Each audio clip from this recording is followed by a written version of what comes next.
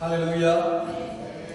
ஆண்டவராகிய இயேசுவின் இனிதான நாமத்தினாலே ஒவ்வொருவரையும் காலத்தில் நம்மோடு கூட வாழ்த்துகின்றோம், வரவேற்கின்றோம். ஆண்டவர் தாமே ஒவ்வொருவரையும் நிறைவாகவே ஆசீர்வதித்து பாதுகாத்து நடத்துவாராக.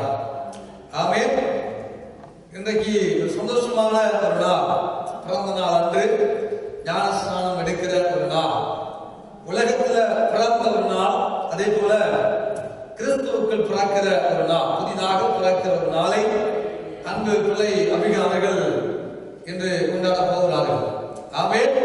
எல்லாத்தையும் சந்தோஷமான நாளாக இருப்பதை வாழ்க்கையில் நான் நினைக்கிறேன். அந்த பிள்ளை அபிகாமிகள் சந்தோஷமான ஒரு நாள், வாழ்க்கையில் மறக்க முடியாத ஒரு நாளாகவும் இந்த நாள் இருக்கிறது. அவர்களுக்கு அருமையான தேவனுடைய பிள்ளைகளே, இன்றைக்கு ஞானஸ்நானம் ஆராதனையில் நாம் கலந்து கொள்ள முன்பதாக, ஞானஸ்நானம் எடுக்க முன்பதாக, ஞானஸ்நானம் ஏன் எடுக்க வேண்டும், எதற்காக எடுக்க வேண்டும், அதன் மூலம் வருகிற நன்மைகள், ஆசீர்வாதங்கள் என்ன என்று சில கேள்விகளை கேட்டு பார்ப்போமானால், பரிசுத்த வேதாகமம் நேர ஆதாரங்களை, விடைகளை நமக்கு தந்து கொண்டே இருக்கிறது. ஆகவே இன்றைக்கு ஞானஸ்நானம் என்றால் என்ன என்று பார்க்கிற பொழுது, நான் அடிக்கடி சொல்லுவேன், ஞானம் பிறந்த பின்பதாக ஸ்நானம் பண்ணுதல். என்ன பிறந்த பின்பதாக? ஞானம் பிறந்த பின்பதாக ஸ்நானம் பண்ணுதல். அதாவது பேப்டிசோ என்று சொல்லுகிறதான கிரேக்க சொல் நமக்கு எதை சொல்ல வருகிறது? ஒரு பொருளை தண்ணிக்குள்ள அமர்த்தி வெளியே எடுப்பதற்கு எடுப்பது என்று பொருள்படுகிறது. ஆகவேதான் அந்த பேப்டிசம் என்று சொல்லுகிறதான காரியம் நமக்கு என்ன செய்கிறது? தமிழாக வந்திருக்கிறது, ஞான ஸ்நானம். ஆகவே நம்மை தண்ணிக்குள்ள கொண்டு போய் அமர்த்தி மேல எடுக்கிறதான காரியத்தை பேப்டிசோ என்று சொல்லுகிறதான சொல் நமக்கு குறித்து நிற்கிறது. ஆனால் ஏன் ஞானஸ்நானம் நாம் நீங்களும் எடுக்க வேண்டும் என்று சொல்லி பார்ப்போமானால், ஞானம் பிறந்த என்பதாக ஸ்நானம் பண்ண வேண்டும். எப்பொழுது ஒரு மனிதனுக்குள்ள ஞானம் பிறக்கிறதா? கர்த்தருக்கு பயப்படுதலே ஞானத்தினுடைய ஆரம்பம். ஆகவே எந்த ஒரு மனிதன் ஆண்டவருக்கு பயப்படுகிறாரோ, எந்த ஒரு மனிதன் கடவுளுக்கு பயப்படுகிறாரோ, அந்த மனிதனுக்கு என்ன நடக்கிறது? ஞானம் பிறக்கிறது, ஞானம் ஆரம்பமாகிறது. ஞானத்தினுடைய ஆரம்பமே கடவுளுக்கு பயப்படுகிற பயம்தான். ஆகவே கடவுளுக்கு ஒரு மனிதன் பயப்படுகிற பொழுது அதன் மூலமாக வருகிற ஞானம் என்ன செய்யப்படுகிறது? நம்மை ஸ்நானம் பண்ணுகிற நிலைமைக்குள்ளே கொண்டு போகிறது. ஸ்நானம் பண்ணுதல் என்றால் என்ன? மூழ்குதல், தண்ணிக்குள்ள போய் நாம் மூழ்கி எழுப்புதல், ஸ்நானம் பண்ணுதல் என்று பொருள்படும். அவன் தேவனுடைய பிள்ளைகளாகிய நாமும் நீங்களும் தேக ஞானஸ்நானம் எடுத்து விட்டோம், எடுக்காதவர்கள் சிலர் இருக்கிறார்கள். ஆகவே ஏன் நாங்கள் ஞானஸ்நானம் எடுக்க வேண்டும் என்ற காரியத்தை நாம் சற்று பார்ப்போமானால், வேதம் அநேக காரியங்களை சொல்லிக் கொண்டு போனாலும், முதலாவதாக ஏன் கிறிஸ்தவர்கள் ஞானஸ்நானம் எடுக்க வேண்டும் என்று பார்ப்போமானால், மத்தேயு புத்தகத்திலே 3ஆம் அதிகாரம் 15வது வசனம் சொல்லுகிறது, ஆண்டவராகிய இயேசு கிறிஸ்து அந்த யோர்தான் நதியில யோவான் ஸ்நானகரால் ஞானஸ்நானம் பண்ணப்படும்படியாக அவர் போன பொழுது நமக்கு தெரியும், யோவான் ஸ்நானகர் தடை பண்ணுகிறான் ஆண்டவராகிய இயேசு கிறிஸ்துவை. நான் உம்மாலே ஞானஸ்நானம் பெற வேண்டியதாக இருக்க ஆண்டவரே, எப்படி நான் உமக்கு ஞானஸ்நானம் தர முடியும் என்று சொன்ன பொழுது, இயேசு அந்த ஸ்நானகனை பார்த்து சொன்ன ஒரு வார்த்தை என்னவென்றால், அழகான வார்த்தையாகி அவர் சொன்னார், இப்பொழுது இடங்களில் எல்லா நீதியையும் நிறைவேற்றுவது முக்கியமாக இருக்கிறது. அவன் ஞானஸ்நானத்துடைய ஏன் நாம் நீங்கள் ஞானஸ்நானம் எடுக்க வேண்டும் என்றால், கடவுளுடைய நீதியாக இருக்கிறபடியால் கிறிஸ்தவர்கள், ஆண்டவருடைய பிள்ளைகள் நாம் ஞானஸ்நானம் பண்ண வேண்டிய முக்கியத்துவம், தேவை நமக்கு இருக்கிறது. இரண்டாவது நாம் பார்ப்போமானால், மத்தேயு எழுதின புத்தகத்துல கடைசி அதிகாரத்திலே ஆண்டவர் கடைசி ஒரு சில வசனங்களை நமக்கு சொல்ல வேண்டிய காரியம் என்ன? நீங்கள் புறப்பட்டு போய் சகல ஜாதியையும் சீசராக்கி பிதா, குமாரன், பரிசுத்த ஆவியின் நாமத்தினால ஞானஸ்நானம் கொடுங்கள் என்று கட்டளையிட்டார். ஆகவேதான் ஆண்டவராகிய இயேசு கிறிஸ்துவுக்குள் வருகிற அவருடைய பிள்ளைகள் அது தேவனுடைய கட்டளையாக இருக்கிறது. ஆண்டவராகிய இயேசு கிறிஸ்துவுடைய கட்டளையாக இருக்கிறது. தேவனுடைய நீதியை நிறைவேற்றுவதாக இருக்கிறது. தேவ கட்டளைக்கு ஒரு மனிதன் கீழ்ப்படிகிறதாக இருக்கிறது. அருமையானவர்களே, ஆகவேதான் இன்றைக்கு தேவ நீதியையும் தேவ கட்டளையையும் நிறைவேற்றுகின்ற ஒரு சலாக்கியத்திற்குள்ளாக அபிகா அவர்கள் கடந்து வந்திருக்கிறார்கள். ஹல்லேலூயா. தேவ நீதியை நிறைவேற்றவும் தேவ கட்டளைக்கு கீழ்ப்படியவும் தேவனுடைய வார்த்தைக்கு தன்னை கீழ்ப்படிய பண்ணும் பொருட்டாக இன்று அவர் ஆண்டவருடைய இந்த வார்த்தைக்கு தன்னை அர்ப்பணித்தது அழகான ஒரு காரியமாக இருக்கிறது. அருமையானவர்களே, ஆகவேதான் ஞானஸ்நானம் நம்முடைய வாழ்க்கையில மிக மிக மிக முக்கியமான ஒன்றாகவே இருக்கிறது. 1 பேதுரு 3ஆம் அதிகாரம் 20-21 வசனங்களை நீங்கள் வாசித்து பார்ப்பீர்களானால் ஆண்டவர் அங்கே ஞானஸ்நானத்தினுடைய முக்கியத்துவத்தை நமக்கு இன்னும் சற்று ஆழமாக அவர் சொல்ல வருகிறார். அது என்ன? ஞானஸ்நானமானது ஏதோ மாம்ச ரீதியாக ஏற்படுகிற அழுக்கை ஊத்தை கழுவுவதற்காக நாம் தண்ணிக்குள்ள போய் வரவில்லை.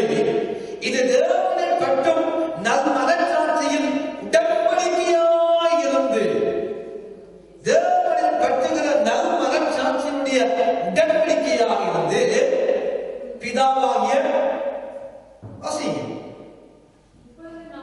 நம்மையும் இயேசு கிறிஸ்துவுடைய உயிர்த்தெழுதலினாலே அது நம்மை ரட்சிக்கிறது.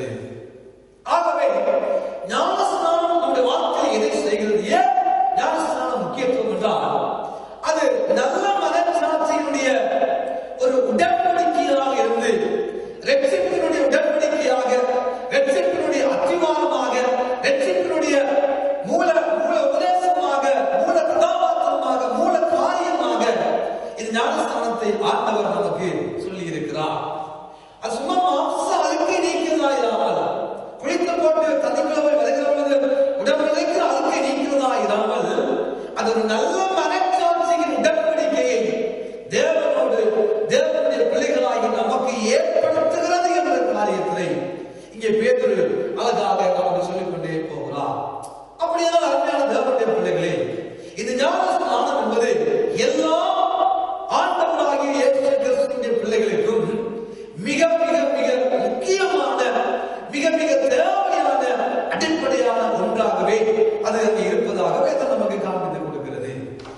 அப்படியானால் இந்த ஞான ஸ்நானத்தை ஒரு மனிதன் எடுக்கிற பொழுது, இந்த ஞான ஸ்நானத்தை ஒரு மனிதன் பெற்றுக் கொள்கிற பொழுது அவன் பெற்றுக்கொள்ளக்கூடிய ஆசீர்வாதங்கள் என்ன என்று கேட்போமானால் அதையும் ஆண்டவர் நமக்கு எழுதிக் கொண்டே போகிறார். ஒரு மனிதன் ஞானஸ்நானம் எடுக்கிற பொழுது அவன் பெற்றுக்கொள்கிற ஆசீர்வாதங்கள் இதனால் என்னப்பா பிரயோஜனம் என்று சொல்லி பார்க்கிற பொழுது அப்போஸ்தலர் 2ஆம் அதிகாரத்திலே 38வது வசனத்தை நாம் வாசிக்கிற பொழுது அங்கே ஒரு காரியத்தை நாம் நீங்கள் காணக்கூடிய பிரியமானவர்களே, அப்போஸ்தலர் 2ஆம் அதிகாரம் 38வது வசனத்தை நாங்கள் வாசிக்க கேட்போம். பேதுரு அவர்களை நோக்கி, நீங்கள் மனம் திரும்பி ஒவ்வொருவரும் பாவத்தினுடைய மன்னிப்புக்கு என்று இயேசு கிறிஸ்துவின் நாமத்தினாலே ஞானஸ்நானம் பெற்றுக் கொள்ளுங்கள். அப்பொழுது பரிசுத்த ஆவியின் பலத்தை பெறுவீர்கள். அல்லேலூயா. என்ன ஆண்டவர் நமக்கு சொல்ல வருகிறார்? நீங்கள் பாவ மன்னிப்புக்கென்று ஞானஸ்நானத்தை பெற்றுக் கொள்கிற பொழுது, மனம் திரும்பி பாவ மன்னிப்புக்கென்று ஞானஸ்நானத்தை பெற்றுக் கொள்கிற பொழுது இதை நாம் பெற்றுக் கொள்வோமா? பரிசுத்த ஆவியினால பலத்தை பெற்றுக் கொள்வோம். எப்பொழுது? ஞானஸ்நானம் எடுக்கிற பொழுது ஆண்டவர் தெளிவாக நமக்கு சொல்லுகிறார், பரிசுத்த ஆவியினுடைய பலத்தை பெற்றுக் கொள்வீர்கள். எனக்கு அருமையான தேவனுடைய பிள்ளைகளே, இது ஏதோ சடங்காச்சாரமான, சம்பிரதாயமான, ஏதோ வழக்கமான எல்லாரும் எடுக்கிறாங்க என்பதற்காக நாம் இந்த இடத்துல வந்து விடவில்லை. ஞான ஸ்நானத்தை ஒரு மனிதன் பெற்றுக் கொள்கிற பொழுது ஆண்டவர் தெளிவாக சொல்லுகிறார், பரிசுத்த ஆவியின் பலத்தை பெற்றுக் கொள்வீர்கள். எவ்வளவு ஒரு அழகான ஒரு காரியம், எவ்வளவு ஒரு அழகான ஒரு வார்த்தை பிரியமானவர்களே. பரிசுத்த ஆவியினுடைய பலத்தை பெற்றுக் கொள்ளக்கூடிய ஒரு கிருபையை, ஒரு சலாக்கியத்தை இந்த ஞானஸ்தானம் நமக்கு இலவசமாய் கொடுக்கிறது. எவ்வளவு ஒரு அருமையான காரியம். அவங்க ஒவ்வொரு தேவனுடைய பிள்ளைகளும் சரியான முக்கியத்துவம் கொடுத்து இதனுடைய பெருமதியை உணர்ந்தவர்களால் மனிதன் ஞானஸ்தானம் எடுக்கிற பொழுது வேதம் சொல்கிறது அவர்கள் பரிசுத்த ஆவியின் மூலமாக தேவனுடைய பலத்தை அவர்கள் பெற்றுக் கொள்வார்கள். தேவனுடைய பலத்தை பெற்றுக் கொள்வார்கள். ஆகவே அடிக்கடி நான் சொல்லுவேன், ஞானஸ்தானம் ஒரு முக்கியமான ஒன்று. ஏனென்றால் அது நாம என்ன செய்கிறது, தண்ணீருக்கு உள்ளே நாம் போகிற பொழுது நாம் கிறிஸ்துவோடு கூட மரிக்கிறோம். அதனோடு தண்ணிக்குள்ள போகிற பொழுது மரிக்கிறோம். தண்ணிக்குள்ளே மறுபடி நாம் எழும்புகிற பொழுது என்ன செய்கிறோம், கிறிஸ்துவோட கூட மறுபடியும் அவரோடு எழும்புகிறோம். கிறிஸ்துவோடு கூட எழும்புகிறோம். ஆகவே கிறிஸ்துவோடு கூட நாம் நீங்கள் மறைத்து மறுபடி எழும்புகிற பொழுது கிறிஸ்து எப்படி மகிமைப்பட்டாரோ அதே விதமாக நம்மையும் மகிமைப்படுத்த அவரால் கூடும். நமக்கு வரங்களை தந்து ஆசீர்வதிக்க அவரால் கூடும். நம்மை கனப்படுத்த அவரால் கூடும். நம்மை பயன்படுத்த அவரால் கூடும். அருமையான தேவனுடைய பிள்ளைகளே, ஆகவேதான் லூக்கா 3ஆம் அதிகாரத்தில் நாம் பார்க்கிற பொழுது 3ஆம் அதிகாரம் லூக்கா சுவிசேஷ புத்தகத்தில் 20வது 21வது வசனங்களை நாம் பார்க்கிற பொழுது ஆண்டவராகிய இயேசு கிறிஸ்து அங்கே யோவான் ஸ்நானகனால் ஞானஸ்நானம் பண்ணப்பட்டு அவர் கரையேறுகிற ஒரு காட்சியை வேதம் அங்கே நமக்கு சொல்லுகிறது. கரையேறுகிறார் ஆண்டவராகிய இயேசு கிறிஸ்து. கரையேறுகிற பொழுது நடக்கிற காரியங்கள் ஒரு விஷயம் நாங்கள் பார்ப்போம். பிரியமானவர்களே, வாசியுங்கள் 3ஆம் அதிகாரம் லூக்கா 20-21.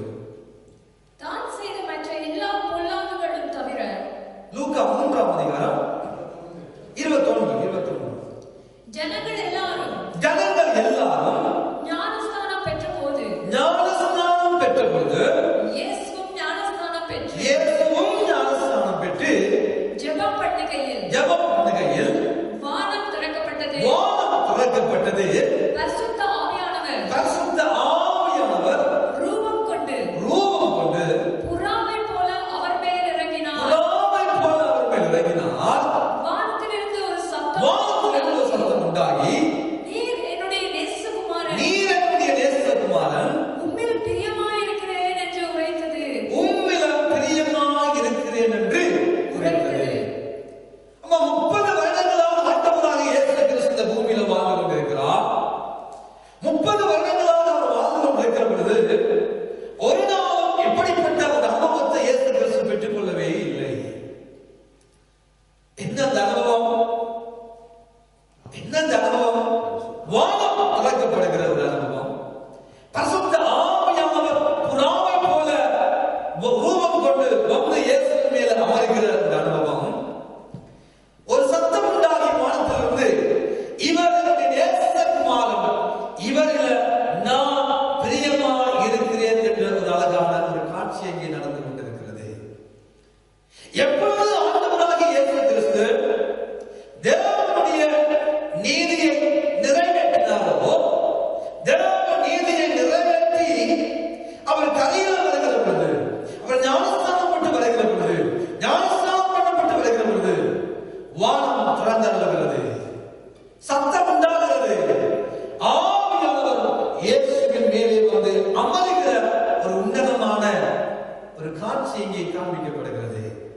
அது அருமையான தேவனுடைய பிள்ளைகளே, சொல்கிறார், இவர் என்னுடைய நேசகுமாரன், இவர்கள் நான் பிரியமாயிருக்கிறேன். இன்றைக்கு அந்த பிள்ளை அமிக ஞானஸ்நானம் பண்ணப்பட்டு வருகிற பொழுது ஆண்டவர் பார்த்து சொல்லுவார், இவள் என்னுடைய நேச குமாரத்தி, இவளில் நான் பிரியமாயிருக்கிறேன். ஹல்லேலூயா. ஆவியானவர் கடந்து வருவார். ஆவியானவர் எப்படி ரூபம் கொண்டு அந்த இயேசுவின் மேல வந்து ஆவியானவர் தங்கினாரோ, அதே போல அப்போஸ்தலர் 2ஆம் அதிகாரத்தில் பார்த்தது போல தேவனுடைய பிள்ளைகளாகிய அமிக ஞானஸ்நானம் பண்ணி வருகிற பொழுது நான் விசுவாசிக்கிறேன், ஆண்டவர் ஆவியின் பலங்களை கொடுப்பார். ஆமென். நான் விசுவாசிக்கிறேன், ஆண்டவர் கிருபையை நடத்துவார். ஆமென். ஏன்னா அந்த பிள்ளை என்ன செய்கிறார், நல்ல மனச்சாட்சியில் உடன்படிக்கையாக இருந்து நல்ல மனச்சாட்சியோடு கூட ஆண்டவர் ஒரு உடன்படிக்கை பண்ண போகிற ஒரு அழகான தருணம். யாரோட உடன்படிக்கை பண்ண போகிற தருணம்? ஆண்டவரோடு உடன்படிக்கை பண்ண போகிற தருணம்.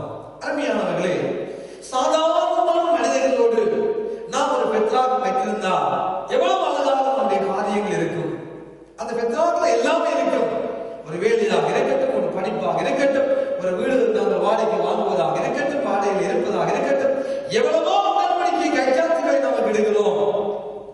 நாம் ஒரு வேலைக்கு ஒரு நியமனமாக இது உன் சொல்லி எழுதி ஒரு கடிதத்தை தந்துவிட்டா நமக்கு அவ்வளவு சந்தோஷமா இருக்கு. என்னது என்னதான் நடந்தாலும் எனக்கு நிரந்தரமான ஒரு வேலை இருக்கிறது. இந்த வேலை திடீரென என் வேலையை படைக்க மாட்டார்கள், என்னை தூக்க மாட்டார்கள், என்னை கலைக்க மாட்டார்கள். நமக்கு ஒரு பெரிய கற்பனை வந்துவிடும். எனக்கு மாதம் நல்ல வருமானம் வரும், கிரகடித்தான் எனக்கு வருமானம் வரும், எனக்கு அந்த வேலை இருக்கும் என்ற ஒரு சந்தோஷம் நமக்கு இருக்கும். ஒரு பெத்தனாக வைத்து விட்டா என் இன்னும் கணித்தாலும் போவோமானா ஒரு பெண்ணோடு திருமண நிச்சயதார்த்தமாய் உடன்படிக்கையில் ஈடுபடுகிற பொழுது எவ்வளவு ஒரு சந்தோஷமாக இருக்கும். ஒரு மோதிரத்தை மாற்றி வாழ்கிற பொழுது எவ்வளவு சந்தோஷமாக இருக்கும். என்னை பார்ப்பவர்கள் இருக்கிறார், எனக்கு உதவி செய்ய ஒருவர் இருக்கிறார், என் தேவையை சந்திக்கிறவர் இருக்கிறார், என் பாதுகாவலாக ஒருவர் இருக்கிறார் என்று எவ்வளவு பேரின்பம், எவ்வளவு புகழிடம், எவ்வளவு மகிழ்ச்சி, எவ்வளவு ஆனந்தம் நம்முடைய வாழ்க்கைக்குள்ள இருக்கும். சாதாரண மனிதர்களோடு வைக்கிற உடன்படிக்கையே எவ்வளவு தூரம் நமக்கு நன்மையை உண்டாக்குமானால் ஆண்டவராக இயேசு கிறிஸ்துவோடு நல்ல மனச்சாட்சிக்கு உடன்படிக்கையை நாம் ஏற்படுத்திக் கொள்ளுகிற பொழுது அது எவ்வளவு நன்மைகளை நம்முடைய வாழ்க்கையில் உண்டாக்கும், அது எவ்வளவு ஆசீர்வாதங்கள் நமக்கு உண்டாகும். என்றால் நாம் உடன்படிக்கை பண்ணினவர் யாரா? 1 பேதுரு 3ஆம் அதிகாரம் கடைசி வசனம் சொல்லுகிறது. வாசிக்க 1 பேதுரு 3 கடைசி வாசித்து பாருங்கள். நல்ல மனச்சாட்சி உடன்படிக்கையா இருந்து நம்மை ரட்சிக்கிறது என்று சொன்ன அந்த வசனத்திற்கு அடுத்த போதியை பாருங்கள். வாசிங்க கடைசி வசனம். அவர் பரலோகத்துக்கு போய் யார்? ஆண்டவராகிய இயேசு கிறிஸ்து பரலோகத்துக்கு போய் தேவனுடைய வலது பார்சத்தில் இருக்கிறார். தேவனுடைய வலது பார்சத்தில் அவர் இருக்கிறார். தேவதூதர்கள் அதிகாரங்கள் வல்லமைகள் அவருக்கு கீழ்ப்பட்டிருக்கிறது. ஹல்லேலூயா ஹல்லேலூயா. யாரோ நம்பிக்கை பண்ணுகிறோம். தேவதூதர்களையும் அதிகாரங்களையும் வல்லமைகளையும் தன்னகத்தை உடைய சர்வ வல்லமையுள்ள ஆண்டவரோடு இந்த வானத்தை பூமியை உண்டாக்கின இறைவனோடு நாம் உடன்படிக்கை பண்ணுகிறபடியால் அவர் நம்மை கைவிட மாட்டார். அவர் நம்மை கைவிட மாட்டார். ஏனென்றால் யாரோடு நம்மை உடன்படிக்கை பண்ணுகிறார்? வல்லமையையும் தேவத்துவத்தையும் தேவதூதர்களையும் அதிகாரங்களையும் தன்னகத்தை கொண்ட மாபெரிய வீரனோடு சர்வ வல்லமையுள்ள ஆண்டவரோடு நீங்கள் உடன்படிக்கை பண்ணுகிறபடியால் அவரிடமிருந்து யாரும் உங்களை பறித்துக் கொள்ள முடியாது. ஹல்லேலூயா. ஏதோ அவரிடமிருந்து நம்மை பிரிக்க முடியாது. நம் ஆண்டவருக்குள் சரியாக இருப்போமானால், உடன்படிக்கை பண்ணப்பட்டவரோடு சரியான உறவு நமக்கு இருக்குமானால் ஏதோ நம்மை சேதப்படுத்த முடியாது, எதுவும் நம்மை சேதப்படுத்தாத பிரியமானவர்கள். அவை இப்படிப்பட்ட ஆசீர்வாதங்களை நாம் நீங்களும் பெற்றுக்கொள்ள கூடும் என்று பரிசுத்த வேதாகமம் நமக்கு சொல்லிக்கொண்டே போகிறது. தேவ நீதியை நிறைவேற்றி தேவ கட்டளைக்கு கீழ்ப்படிந்து தேவனுக்கு ஒப்புக் கொடுக்கிற பொழுது ஞானஸ்நானம் எடுக்கலாம். அதன் மூலம் வருகிற ஆசீர்வாதங்களையும் நாம் பார்த்தோம். பரிசுத்த ஆவியானுடைய நடத்துதல் மேல் அதிகமாக இருக்கும். கிருபையான வரவேற்று நம்மை நடத்துவார். கிருபையா தேவன் நம்மை ஆசீர்வதிப்பார். கிருபையா தேவன் நம்மை உயர்த்துவார் என்று சொல்லி சொன்னதாக பரிசுத்த வேதாகமம் கடைசியாக யார் ஞானஸ்நானம் எடுக்கலாம் என்பதையும் சொல்லி முடிக்கிறது. ஏன் ஞானஸ்நானம் எடுக்க வேண்டும்? அந்த ஞானஸ்நானத்தின் மூலம் வருகிற நன்மைகளை பேசின பரிசுத்த வேதாகமம் யார் ஞான ஸ்நானம் எடுக்கலாம் என்று சொல்லி ஒரு வார்த்தையை பார்க்கிற பொழுது அப்போஸ்தலர் நடவடிக்கைகள் புத்தகம் 8ஆம் அதிகாரத்திலே நம்ம எல்லாருக்கும் தெரிந்த அதற்கான சம்பவத்தை ஆண்டவர் அங்கே எழுதி வைத்துள்ளார். அது என்ன? எத்தியோப்பியாவிலிருந்து ஒரு மனிதர் எருசலேமுக்கு வருகிறார். கந்தாகே என்பவர்களுக்கு மந்திரியாக இருந்த ஒரு மந்திரி எருசலேமுக்கு வந்து அவன் தொழுது திரும்பி போகிற பொழுது பரிசுத்த வேதாகமத்தை வாசித்துக் கொண்டே போகிறார்.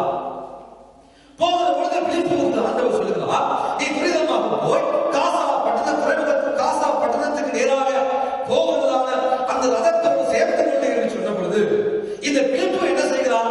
ஓடி போய் ஒரு ரதத்தோடு சேர்த்து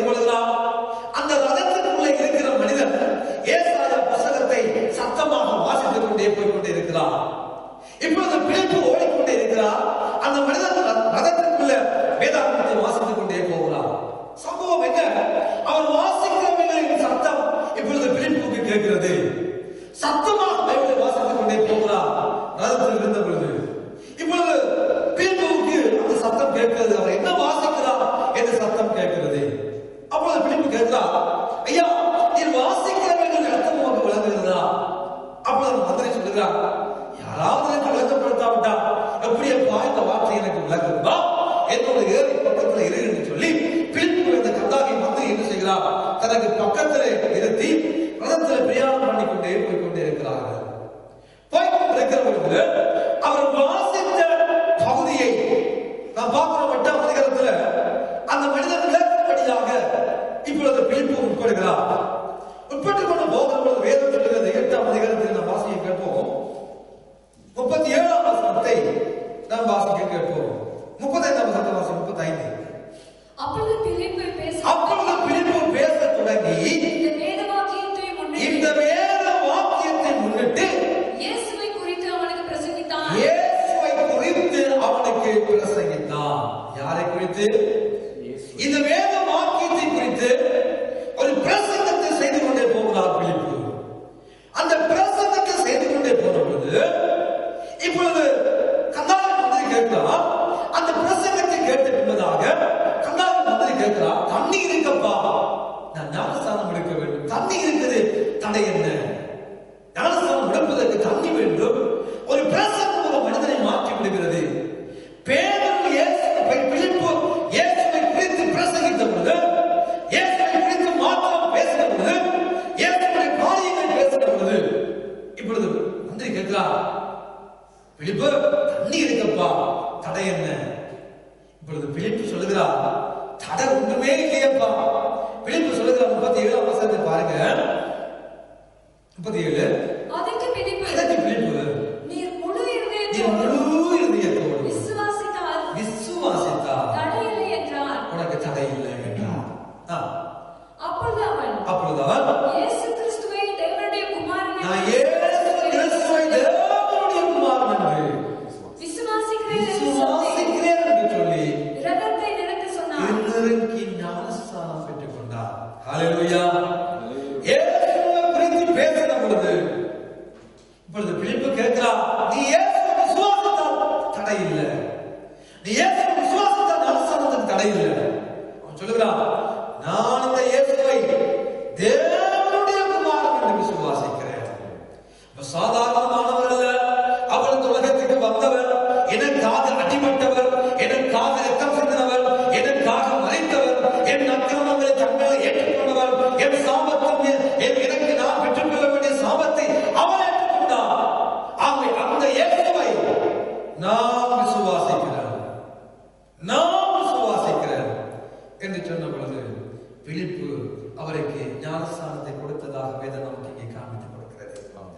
ஆகவே அந்த பிள்ளை அபிகா அம்மா அப்பாவுடைய கட்டாயத்தின் பேர் அல்ல, அவர் ஆண்டவராகிய இயேசு கிறிஸ்துவை முழு இருதயத்தோடு விசுவாசித்து வேதம் சொல்கிறது, அவர் சொன்ன அறிக்கையிட்ட ஒரு மகளால் தேவ சமூகத்தில் சபையின் முன்னிலையில் பிள்ளை இருக்கிறார். ஹல்லேலூயா. தன்னுடைய முழு இதயத்தோடு இயேசுவை விசுவாசித்து வாயினால் இயேசுவை அறிக்கையிட்டு இந்த வார்த்தையின்படி தன்னை ஒப்பு கொடுத்தபடியினால் அவருக்கு ஞானஸ்நானம் எடுக்க தடை இல்லை. ஆமென். ஆமென். யார் ஞானஸ்நானம் எடுக்கலாம்?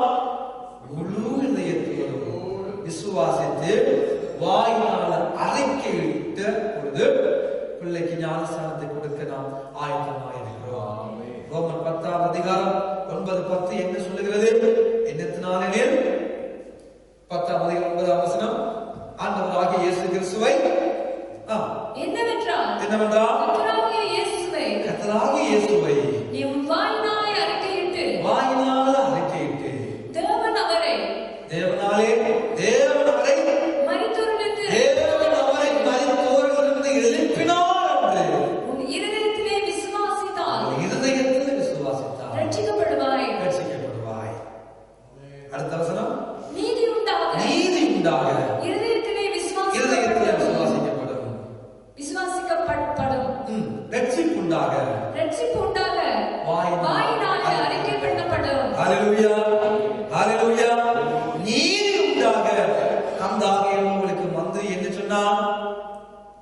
சொன்னால் நான் அவரை விசுவாசிக்கிறேன் என்று இருதயத்தில் விசுவாசித்தார்.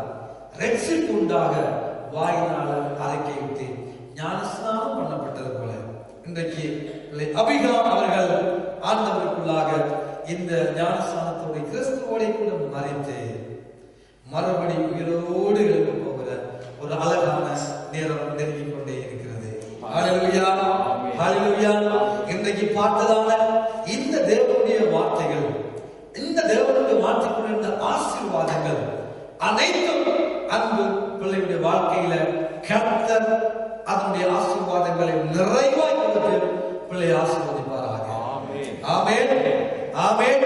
கடவுளுடைய வார்த்தைக்கு கீழ்ப்படிந்தபடியினால், கடவுளுடைய வார்த்தைக்கு தன்னை அர்ப்பணித்தபடியினால், தேவ கட்டளைக்கு தன்னை ஒப்பு கொடுத்தபடியினால் தேவன் அவனமாய் இது குறிப்பிடப்பட்ட ஆசீர்வாதங்களுக்கு சொந்தக்காரியாக அபிகாவை ஆண்டவர் நிறைவாக ஆசீர்வதிப்பாராக.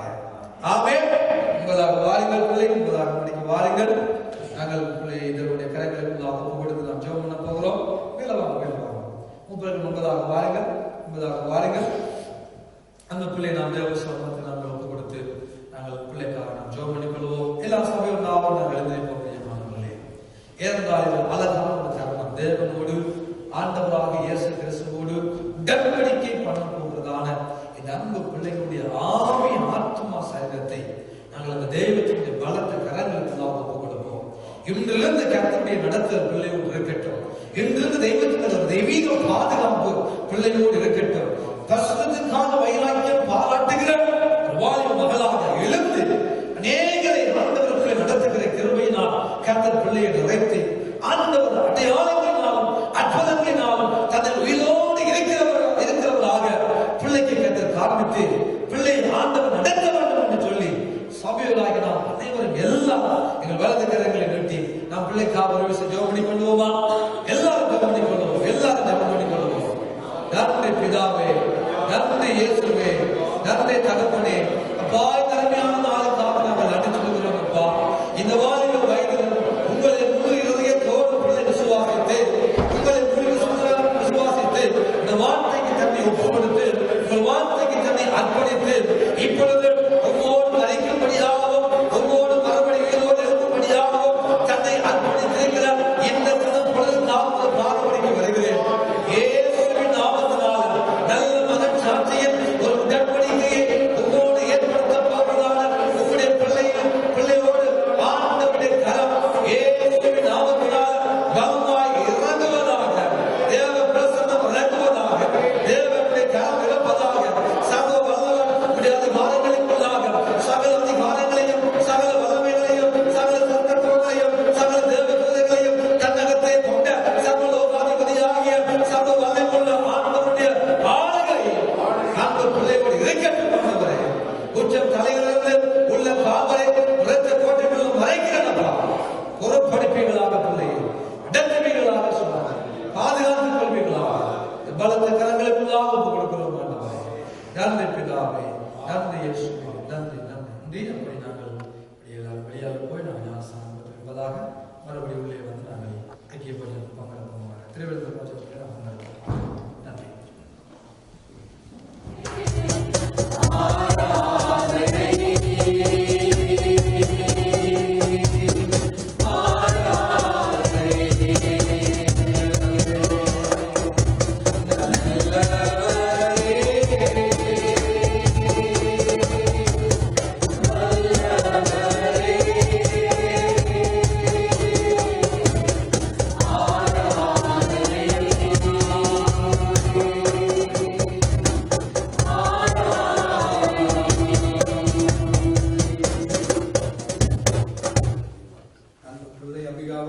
சில கேள்விகளை கேட்கிறோம்.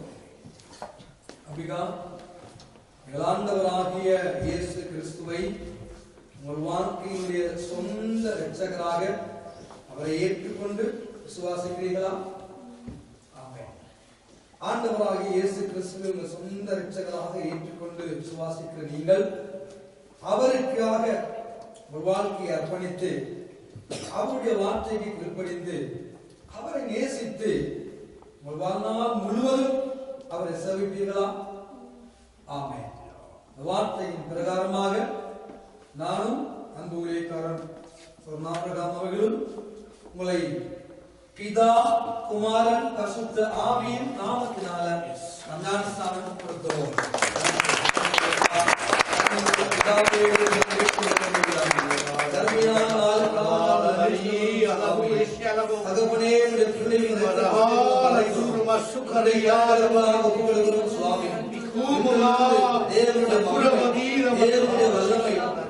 அதிகமாக பிள்ளைகள் மேல கடந்து வருவதாக, தேவனுடைய வல்லமை வெளிப்படுவதாக, வானம் தொடங்கப்படுவதாக, ஆண்டவரே உடைய வல்லமைகள் வெளிப்படுவதாக, பரிசுத்த ஆவியானவர் பிள்ளைகள் மேலே வந்து நிரந்தரமாய் மகத்தை வாழ்க்கையில கர்த்தர் தாங்குவீர்களாக. ஆண்டவர் உங்கள் மூலமாக உங்களுடைய வாழ்க்கையில அற்புதங்கள் நடைபெற்றும், நிச்சயங்கள் நடைபெற்றும். ஆண்டவரே உச்சம் தலைவர்கள் உள்ள கால்வரை மறைத்த கோட்டைக்குள்ளாக பிள்ளைகளை நான் ஒப்பு கொடுக்கிறேன்ப்பா. பலத்தினாலும் அல்ல, பராக்கிரமத்தினாலும் அல்ல, கர்த்தருடைய ஆவியினால் எல்லாம் ஆகும். என்னென்ன காரியங்கள் வாழ்க்கையில தடைபட்டு இருக்கிறதோ இயேசுவின் அதிகாரம் உள்ள நாமத்தினால எல்லா தடைகளும் கேட்கப்படுவதாக. கர்த்தருடைய ஆவியினால் அற்புதங்கள் நடைபெற்றும், அதிசயங்கள் நடைபெற்றும். ஏழு வரங்களை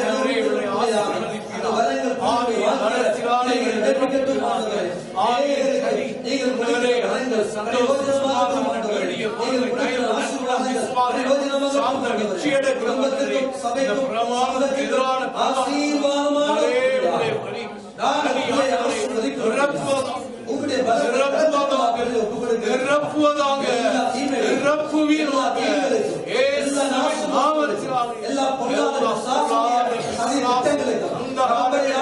வருகிற எல்லா சாப கட்டுகள் இயேசுவின் அதிகாரமுள்ள நாமத்தினால உடைக்கப்படுவதாக. எல்லா சாபங்களும் உடைக்கப்படுவதாக. எல்லா தரித்திரங்கள், எல்லா வறுமைகள், எல்லா போராட்டங்களை உண்டு பண்ணி அனைவரும் பிள்ளைகளுடைய வாழ்க்கையை சீரழிக்க நினைக்கிற பொல்லாத அந்த காற்றுடைய கிரியைகள் இயேசுவின் அதிகாரமுள்ள நாமத்தினால நிர்மூலமாகட்டும், நிர்மூலமாகட்டும்.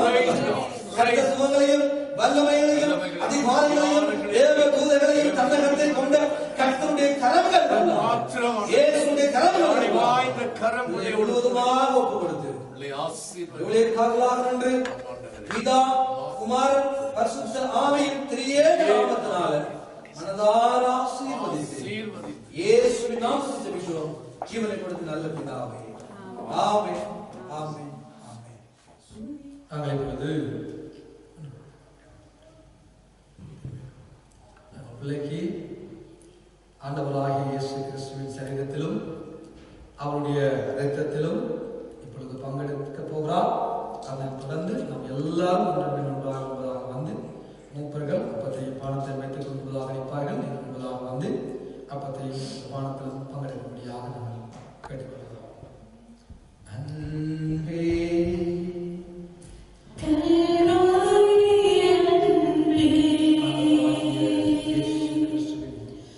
உம்மை பார்க்கையிலே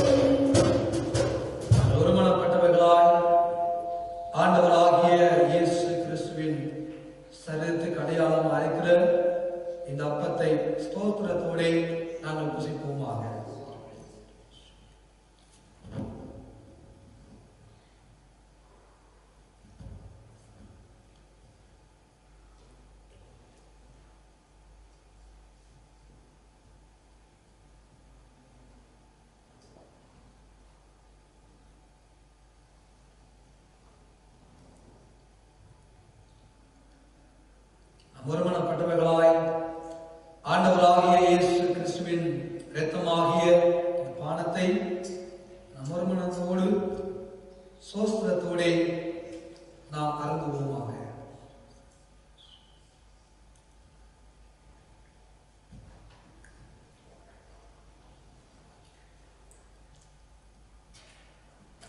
ஆண்டவருக்கு நாம் நன்றி சொல்லுவோம். எல்லாரும் இந்த நல்ல ஒரு நாளில கர்த்தருடைய சுத்தமான இந்த பந்திகளை பங்கெடுக்க ஆண்டவர் பாராட்டின கிருபைகளுக்காக நாம் எல்லாரும் ஆண்டவருக்கு நாம் நன்றி சொல்லுவோமாக. நன்றி பிதாவே, நன்றி நன்றி தகப்பனே. அப்படியே அமைகளுடைய தாயாரும் தகப்பனாரும் என்பதாக வாருங்கள். நன்றி நன்றி சொல்லுங்க, நன்றி சொல்லுங்க. நன்றி இயேசுவே, நன்றி பிதாவே,